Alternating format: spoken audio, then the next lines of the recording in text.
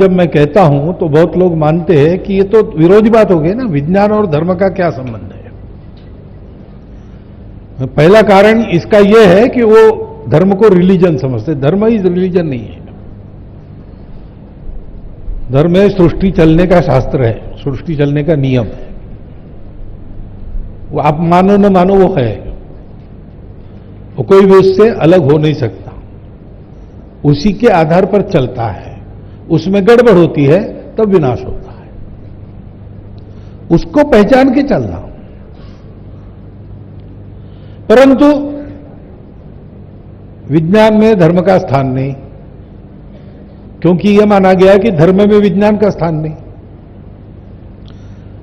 अभी जो फंडामेंटल है यही गलत है। विज्ञान और धर्म या अध्यात्म, इसमें कोई झगड़ा नहीं है। रास्ते अलग अलग है, लेकिन गंतव्य तो एक ही है, जानना। सत्य को जानने वाली बात है। भौतिकता की मर्यादा में विज्ञान को हमने जकड़ दिया, वरना विज्ञान भी वहीं जाता। आप देखिए, अभी जो प्रगत विज्ञान है वो कॉन्शियसनेस की बात कर रहा है कि नहीं? और वो कहता है, नोएटिक साइंस नाम का नया नाम आजकल हम सुन रहे हैं। जो हम पढ़ रहे थे साइंस कॉलेज में तब हमने नहीं सुना था। वो कॉन्शियसनेस स्टडी है। वो स्टडी कहता है कि consciousness is not local, it is universal. दुनिया भर में जो कॉन्शियसनेस है वो एक ही है। अब सर्वम खल्विदम ब्रह्मम, और इसमें क्या फर्क है? ब्रह्म भी बोध ही है, प्रज्ञानम ब्रह्मम। अगर प्रज्ञानम ब्रह्मम है तो कॉन्शियसनेस और प्रज्ञान समानार्थी शब्द है। विज्ञान भी उधर आ रहा है, तो फर्क कहां है? फर्क केवल मेथोडोलॉजी में है। विज्ञान की पद्धति है, बाहर देखो, प्रयोग करो, प्रतीति लो, और अनुभव के आधार पर तथ्य पक्का करो। आपको एक अनुभव आया उससे नहीं होगा, सबको वो अनुभव आना चाहिए, और कभी भी वही अनुभव आना चाहिए। जो आप कर रहे हो, अनुभव आ गया उसके कारण, वो करके दूसरों को भी वो अनुभव आना चाहिए, रिप्लिकेबल होना चाहिए, तभी उसको सत्य मानो। अध्यात्म क्या कहता है? यही कहता है, बिना प्रतीति के बात मत करो, केवल हां में हां मत मिलाओ, अनुभव करो, और जो अनुभव तुमको आता है वो सबको आ सकना चाहिए। स्वामी विवेकानंद रामकृष्ण परमहंस के पास गए और उन्होंने प्रश्न पूछा कि आप बातें कर रहे हो भगवान की, भगवान आपने देखा है क्या? तो रामकृष्ण परमहंस ने कहा, देखा है, देख रहा हूं, तुमसे ज्यादा स्पष्ट दिखता है, मैं बात भी करता हूं उससे, और तुम अगर चाहते हो तो मैंने बताए हुए रास्ते पर चलो, तुमको भी दिखेगा और तुम भी बात कर सकोगे। तब उनको माना। ये अध्यात्म की रीति है। विज्ञान की भी वही रीति है। विज्ञान बाहर देखता है, जड़ में संशोधन करता है, अध्यात्म सूक्ष्म में संशोधन करता है, उसमें देखता है।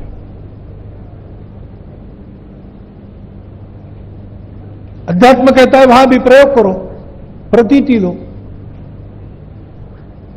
इसलिए विज्ञान के साधन भौतिक है, हम तैयार कर सकते हैं, उनकी शक्ति बढ़ा सकते हैं, लेकिन कहीं न कहीं रुक भी जाते हैं, क्योंकि कितनी बढ़ाएंगे। 1971 में मैंने रीडर्स डाइजेस्ट का कॉमेमोरेटिव वॉल्यूम पढ़ा। उसमें एक आर्टिकल था, द स्टारी यूनिवर्स। अब किसने लिखा मैं भूल गया, वो एक जाने माने शास्त्रज्ञ ही थे, मेडिसिन के क्षेत्र में थे।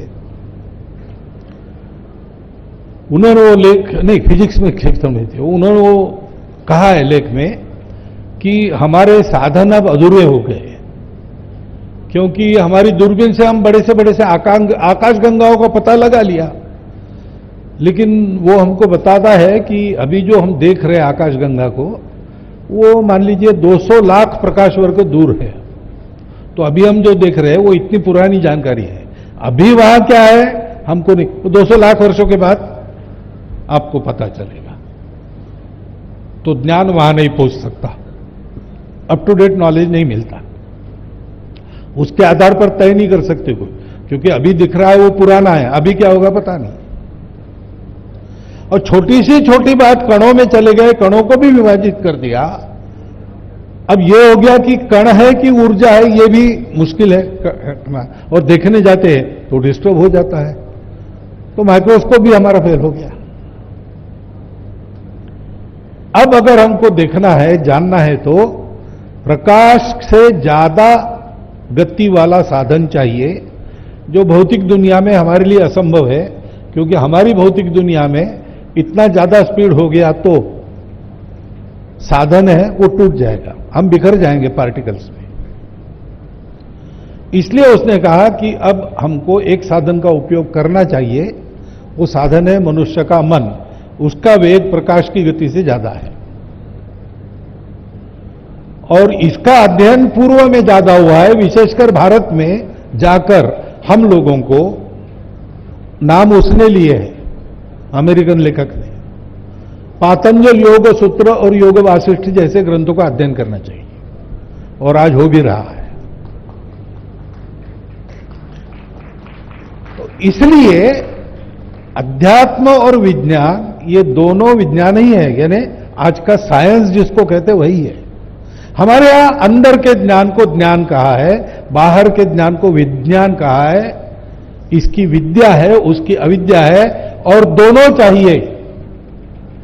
एक के पीछे लगे तो अंधकार में खप जाओगे, विज्ञान के केवल अविद्या के पीछे लगे तो अंधकार में फंसोगे, केवल विद्या के पीछे लगे तो उससे भी ज्यादा गहन अंधकार में फंसोगे।